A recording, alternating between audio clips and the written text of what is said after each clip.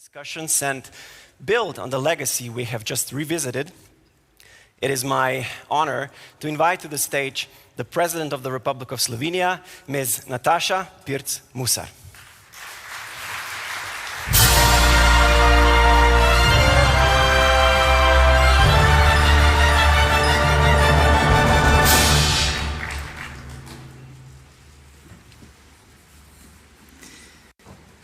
Dear Speaker of the National Assembly of the Republic of Slovenia, Urška Klakočar Zupančič, Prime Minister of the Republic of Slovenia, Dr. Robert Golob, Excellencies, distinguished guests, ladies and gentlemen, it is my distinct pleasure to welcome you to the 20th Bled Strategic Forum.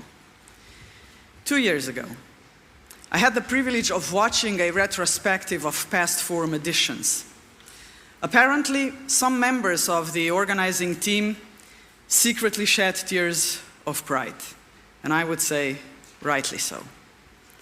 It is hard to comprehend the amount of time and energy that goes into making these events a success. So to all the BSF teams over the years, thank you.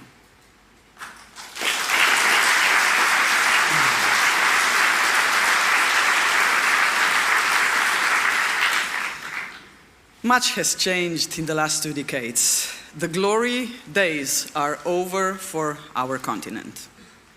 Europe is no longer the global political and economic heavyweight.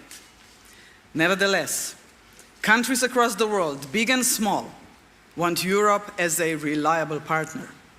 A strong Europe, they say, can be an ally of those unwilling to be dependent on or commanded by the great powers. It is an honor to see the rest of the world wanting Europe to remain a vital player in international relations. However, we risk the opposite by giving it to politicians and political parties who prefer a weaker, less interconnected, and less inclusive Europe. They believe bilateralism dwarfs multilateralism. They reject the very values on which European integration rests. Today, it is therefore more important than ever to discuss these values, the values that makes us human. It frightens me to say, but I must. 25 years ago, the European Union adopted the slogan, "United in diversity." Yet today, I fear we are not even close to making this commitment a reality. Instead of unity, we drift towards disunity. Ladies and gentlemen, is this how we wish to cooperate with and compete against the great powers? I hope not. I hope Europe will become a respected player in the international world stage. I hope that geopolitical discussions affecting and decisions affecting Europe are not and will not be made without Europe. And I hope Europe continues to stand firmly behind the central premise of the epilogue to the war of aggression against Ukraine, that no decision about Ukraine's future are made without Ukraine. Ladies and gentlemen, Europe will only be competitive if we learn to set aside our differences and self-interests for the success of the Union and all its citizens. This will only be possible if we believe in Europe as an economic and political project that everyone understands and supports. In such a Europe, we will not question democracy as a way of life. We will take the single market seriously. We will care for the poor, the elderly, and the vulnerable.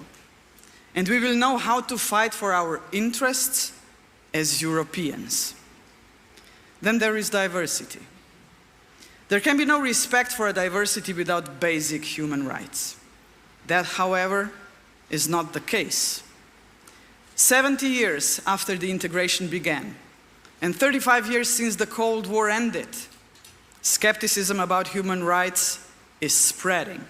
Xenophobia and intolerance towards those who are different or think differently are major challenges.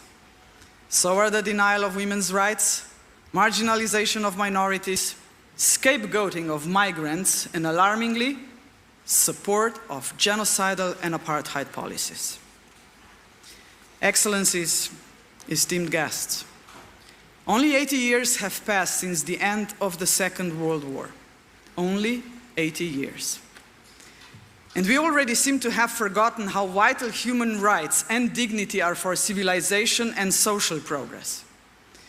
So deep is this collective amnesia that even the prevention of genocide, the most abhorrent crime against humanity, no longer carries the urgency it once did. I'm not here to compare the dehumanization of millions under Nazism and fascism, leading to the Holocaust and other crimes against humanity. Far from it. But I must say this. The world condemned the Srebrenica genocide and brought its perpetrators to justice. Why then, only 3 decades later, do some politicians tolerate, even defend, the Israel's genocidal policy against Palestinians in Gaza?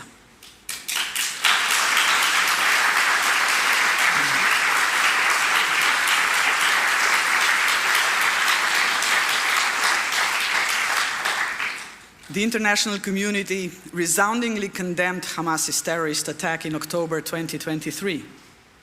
How come we have no such consensus when it comes to people living in Gaza? How can it be that there are still politicians, including in European Union member states, who tolerate that most people in Gaza have been displaced multiple times? That more than 90% of homes are damaged or destroyed? How can they accept acute shortages of food, water, fuel, medicine, and shelter? Or reports of Israel negotiating with South Sudan to transfer people from one war-torn land at risk of famine to another? Or the fact that humanitarian workers and doctors themselves are starving while trying to help those in need? How can they not be moved after the news hit the world that the Gaza City and surrounding areas are now, ladies and gentlemen, officially under famine? Distinguished guests, these are not rhetorical questions. As human beings, we must ensure that the Gaza Strip and the West Bank never fade from the political spotlight from several reasons. Firstly, because through our dealings with Gaza, we reveal who we are. Gaza has become a symbol of our attitude towards atrocities worldwide. If we cannot address Gaza, what legitimacy do we have to confront gross violations of human rights anywhere else? Secondly, because our handling of Gaza reflects our understanding of humanity. When Europe advocates human rights as universal values, do we truly mean it, or are they merely a tool for dominating political discourse? Thirdly, because humanity is indivisible. We are rightly united in strong condemning Russia's aggression against Ukraine. We stand with the Ukrainian people and support the principle of territorial integrity.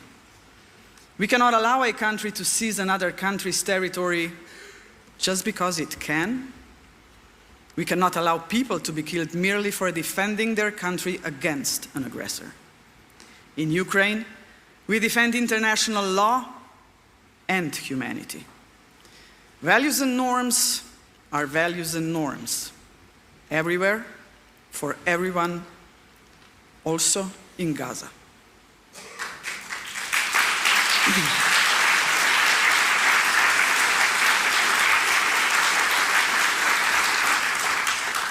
Fourthly, because Europe needs to show unity in defending humanity.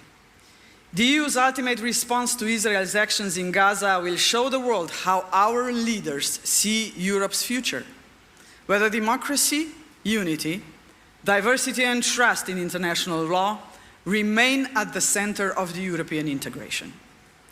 That being said, I find little cause for optimism. Attacks on democracy and fundamental freedoms are visible basically everywhere.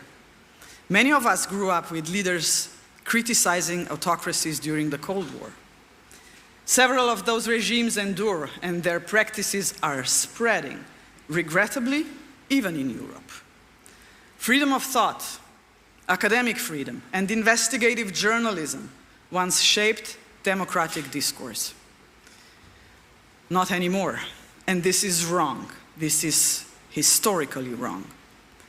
Without freedom of thought, there can be no progress.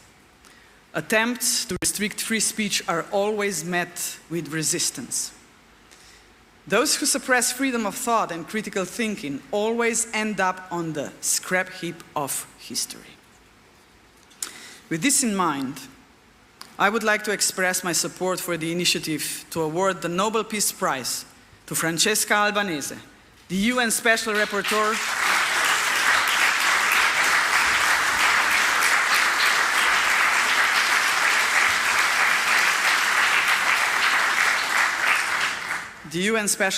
on the West Bank and Gaza, and to the doctors caring for the people of Gaza.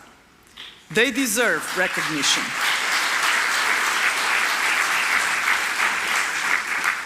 They deserve recognition for risking their lives to restore peace and uphold humanity. They embody what multilateralism for human rights also means: preventing individual politicians from acting with impunity.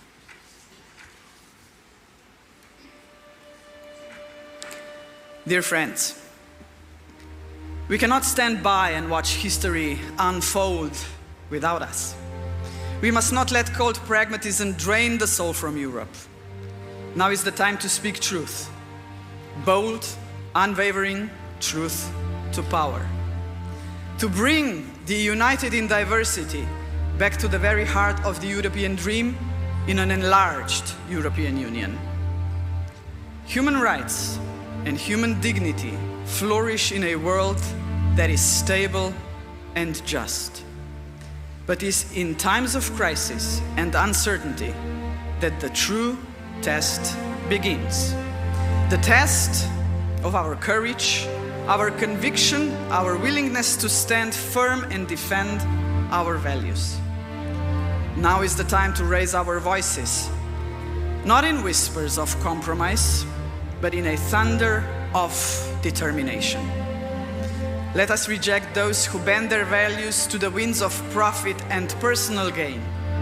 Let us fight for a Europe that speaks out loudly through every multilateral forum, against injustice and exclusion, against every crime against humanity, and for every silenced voice. Ladies and gentlemen, as leaders, we shape the future, a path towards democracy, prosperity, and peace, or a spiral into fear, crisis, and war. This is our moment to choose the side of history we will stand on. Billions, ladies and gentlemen, billions depend on our choice. We Slovenians believe in justice, and we have no doubt. We stand firmly and proudly on the side of humanity. Thank you.